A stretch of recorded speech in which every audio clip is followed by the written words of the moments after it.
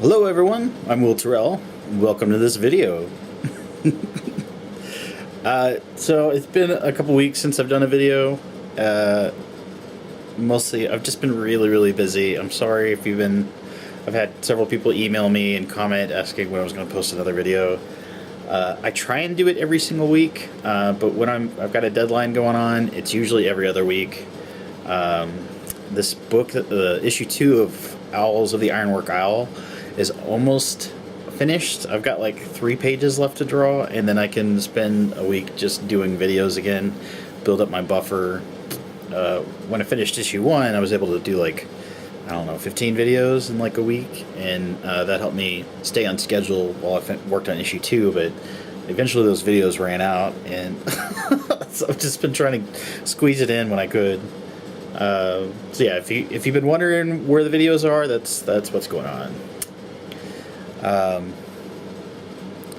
So this sketch is a lady that I saw it's a restaurant, it's a grocery store called Market Street, but they serve like food and stuff in a dining area, and I like to sit there and sketch people because it's sort of a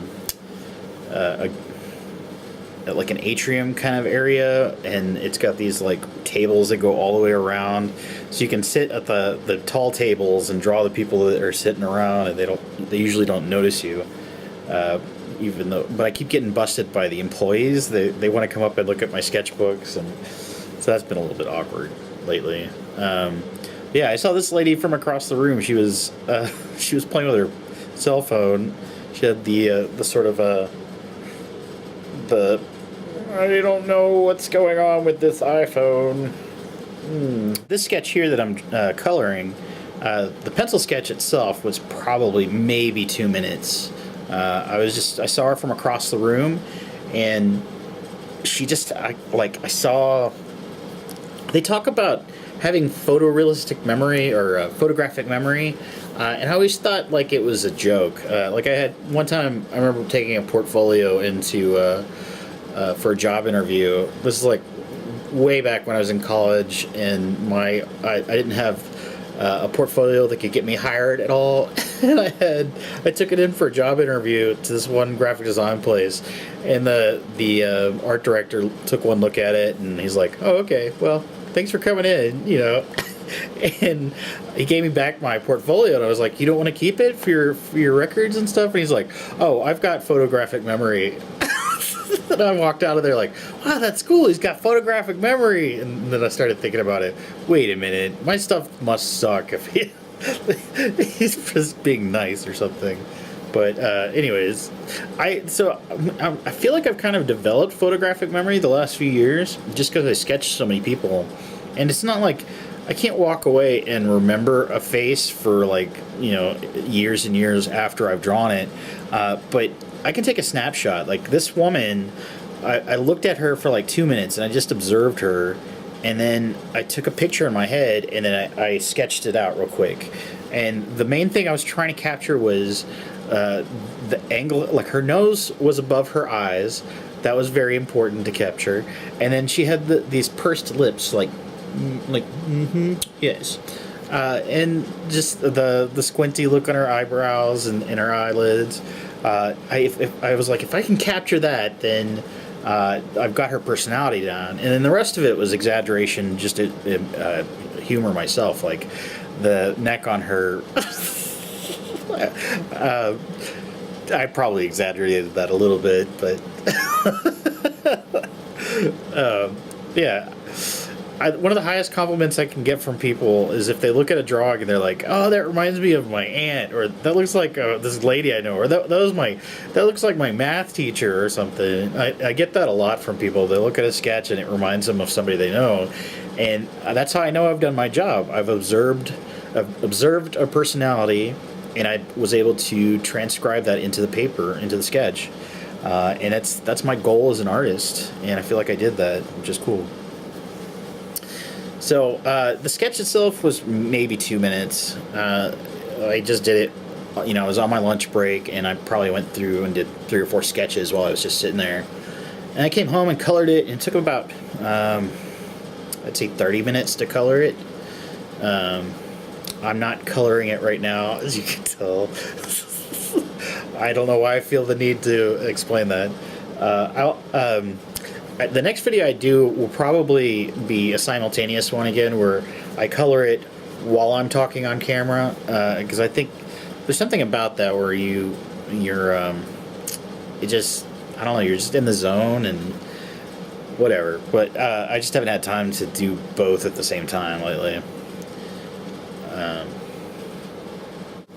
So this past weekend, I was in Amarillo, Texas. Amarillo by the morning. Was there for a comic book convention called Amicon, and it was a fun show.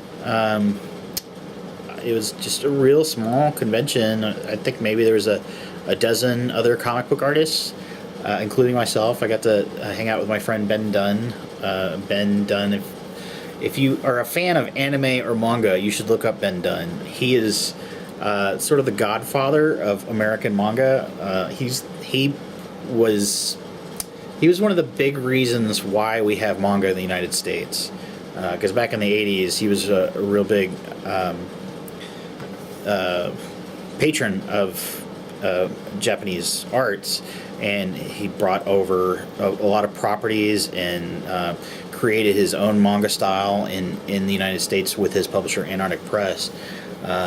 Very good stuff. But anyways, so I got to hang out with him, which is always great. I love meeting other artists, and the thing with Ben is, like, he has done, I don't know, I got to stay at his house I guess last year, and go through his archives, and he had like thousands and thousands and thousands of finished comic book pages that he had drawn. I mean, like, I thought I had drawn a lot, and I never thought I drew more than him, but he just blew me out of the water. And that's not even all of his stuff. Like, that's just what he had at the house. I mean, that's amazing. They say to get good at something, you have to put 10,000 hours into it.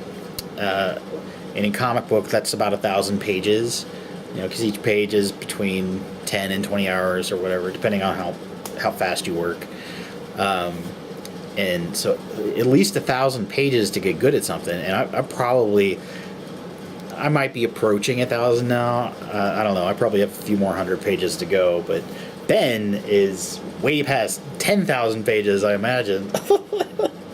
I've had a few conversations lately with random people that I just run into. Like, I just met a couple at dinner tonight. I was out doing some page layouts for this book, and they had seen me at Amicon, and they enjoyed the panel discussions and said they got a lot out of it.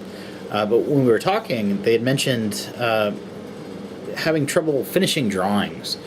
And that's something that's been coming up over and over lately for me, is people talking about not being able to finish sketches or finish a project or an illustration or a book, or just not being able to finish things in general. And I felt like it's come up enough times that maybe I should say something about it, because I've had that problem before in the past, and for the most part I've overcome it. I'm not as hardcore as my friend Ben, doing the thousands of pages and stuff, but I'm getting better every day. Like, just finishing a sketch in my sketchbook used to be such a struggle, and now it's like, I can just finish it and let it go. And so I've got books and books full of these sketches that before, it was a lot of unfinished stuff.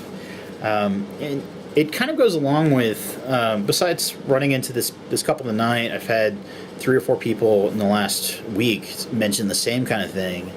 And then I also read an article the other day on crack.com, of all places, on 5 signs, or 5 stupid habits we pick up coming from broken homes.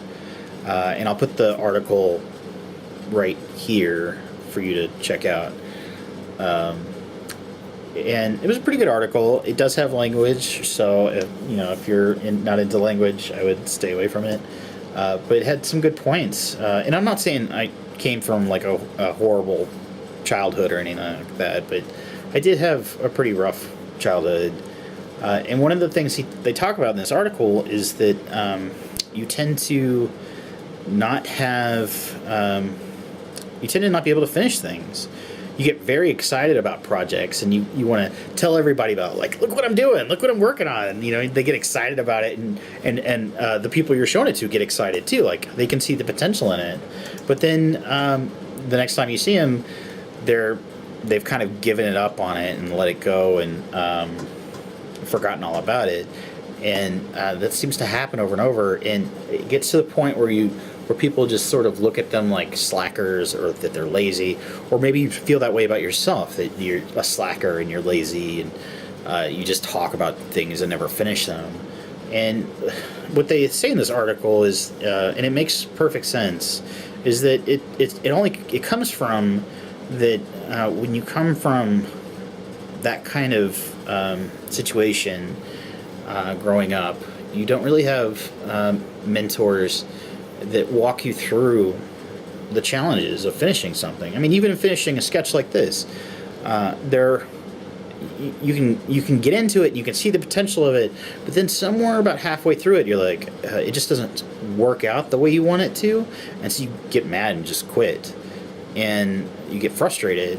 But having a good mentor around, like a parent or a teacher or something that's very patient with you and says, no, this is part of the process. It's supposed to look terrible until it looks good. Like, especially with paintings, all paintings look horrible, and they look like they're never going to turn out until you turn that corner, and all of a sudden it's like, oh, there it is. Now it looks like a work of art. That's good. But unless you have somebody that's patient and walks you through that process and shows you what's on the other side of it, you tend to just get frustrated and give up. And that I had that experience a lot. And the reasons they say it in the article are, because you never know if your parent's going to blow up at you, or they're just too busy doing something else, or whatnot. And I think we all have variations of that situation.